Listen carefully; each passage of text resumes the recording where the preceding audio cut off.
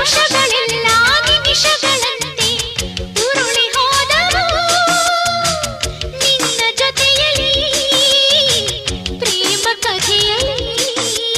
ಬಯಕೆಗಳೆಲ್ಲ ಹೊಸ ಚಿಗುರಂತೆ ಮರಳಿ ಬಂದವು ನಿನ್ನ ನಗುವಲ್ಲಿ ಪ್ರೇಮವನದಲ್ಲಿ.